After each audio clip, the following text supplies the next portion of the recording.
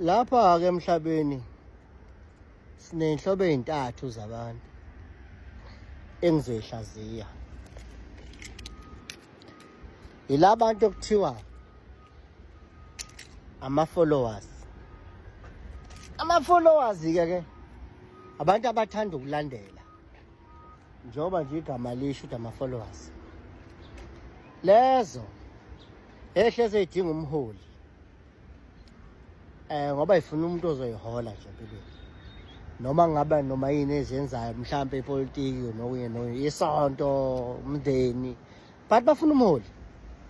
Imvelo yabo abantu abafuna umholi and ba frustrated uma engekho umuntu othatha indawo yokuba umholi ebatshela njengamanje ke kuphunywa ubhekwaphi. They get frustrated manginelento ethiwa leadership vacuum, isikhala sokuthi umholi akekho. Ingozi ke ungasheshi ubanika umholi labo bantu ukuthi bagcina sebeyinikela kunombani ukuthi abahole ngoba abakwazi ukuphila ngaphandle komuntu ozobakhomba indlela. Imvelo yabo nayo first kuhloniphe lokho. So labantu abangamasakabula abathanda amandla nekhudla bavamile uthatha advantage yalabo bantu begijime bahole bebafaka ehlathini noma bebahole befeza inhloso zabo. Ngoba phela ukuhola lokhu uyazalwa nakho ebese uthi amakhono akhona uwafunde empilweni. Nakwizehlakalo nje obhekana nazo njengomuntu uyafunda amakhono okhona. Kodwa wafunda kuphela uma bevela umholi uzalwe khona kuwena. Mawuzala umholi engekho kuwena ngisho ngavela amathuba ukuthi ufunde ukuthi ukholwa kanjani ngeke ufunde ngoba umholi akekho kuwena. So uma ke bengenayo umholi baba desperate kakhulu into ama-followers and they end up taking wrong guidance and wrong advices simply because kune-leadership vacuum akekho umuntu obaholayo.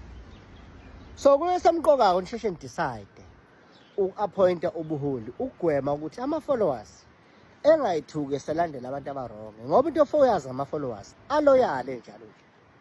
Mase semkhethile umuntu ngisho ngathi uyabheda kuyothatha isikhathi bemnyeke ukumlandela ngoba mangabe nje ungakabatsheli ukuthi maniyeka lo nilandela bani baba nenkinga bagcine beloyali kulo khona errong enjalo. So it's not easy to change umqondo wama-followers uma umholi esemkhethile ngoba amkhetha culturally or religiously and naturally ngokwemvelo yabo. So ke kusho ukuthini lokho ke sisheshe ukubeka abaholi aba-right endaweni e-right ngoba masingakwenzi lokho sithathe i-risk ukuthi ama-followers ngoba ukubuka ayiningi labantu agcine seholwa abantu abazowafaka ehlathini ba-destroy noma befeze iy'nhloso zabo. Hlobo okuqala-ke leyo abantu. Kunenhlobo yesibili-ke eyabantu ekuthiwa bona-ke ama-doers. Ama-doers-ke mhlawumbe ke ngiwajampa ama-doers ngwenza number 3. Eyesibili engizokhuluma ngayo ile kuthiwa ama-thinkers. Thinkers, injula.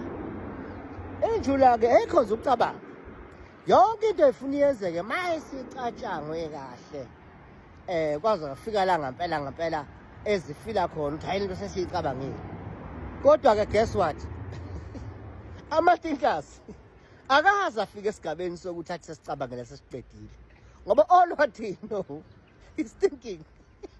They will think ngisho ngathi isolution isela they will keep on thinking because bane natural belief or instinct yokuthi ikhona adiye ngcono kunale esiyiphasa sayo esisangayithola mangase sithi ucabanga kancane a little bit more. So they keep on thinking a little bit more up until time has run out. Asemqokayo kodwa ngoba mayesejulile ulacabanga lokhu akurejectayo ungathola isikhathi esiningi uma ngokusebenzisa kuzosebenza kuphela ukuthi they always look for the best to the point that time is gone. Yini leyo ama-thinkers.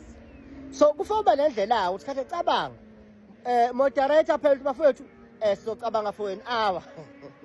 First touch isiqume emva kwalokho ngoba if you don't moderate they will keep on thinking uzoshona ilanga. But they are a very important group ngoba they are full of ideas.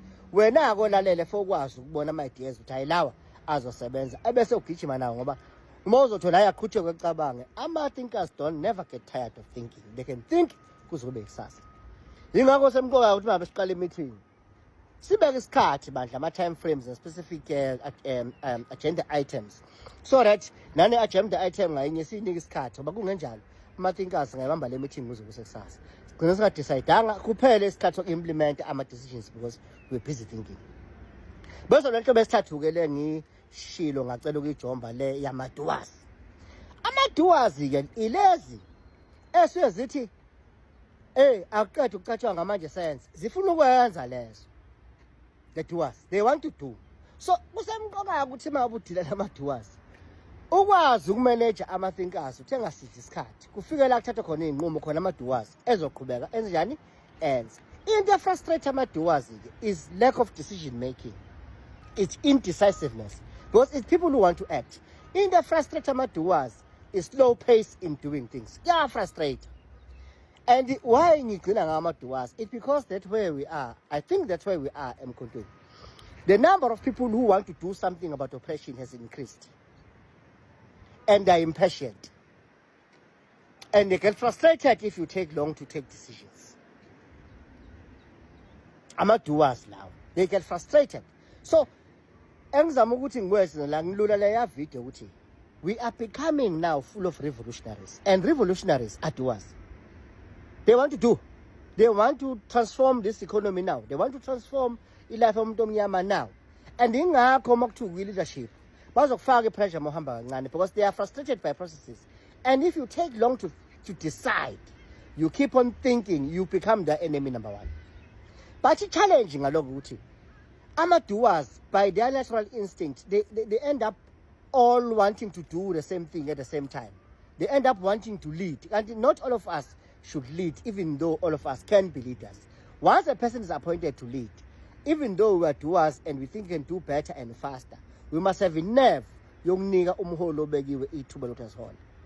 Kodwa ke nawe ke mholi, stop being an extreme thinker lokucabangila ufika uthatha khona inqumo. Ngoba usimoshela isikhathi thina sifuna kwenzeka izinto. Ngoba kade sasilindile ukhongolo sesithi uyalungisa, sithi uyalungisa ungalungisi. Silindele ukuthi sizokwenzela izinto senzela zona. Sifuna ukuzenzela ke manje. And nangu wena la ne protocol nama procedures and all that uyasibambezela. Sizokufrustrate ngoba uyasifrustrate nathi. Okay. Bengizama ukuchaza ukuthi zintathu inhlobo zabantu Mkhonto ufike uzazi uyibheke ezikuwe. We have followers. Don't take long to take decisions to give them leadership. We have thinkers. Make sure that people they are able to complete thinking process because ama-doers they have no time.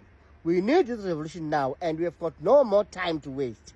So followers, siyapusha ama-thinkers khona sofika la sasenza khona izinto zenzeka. Ayikhale zintathu ezinhlobo ungayikhohlwa.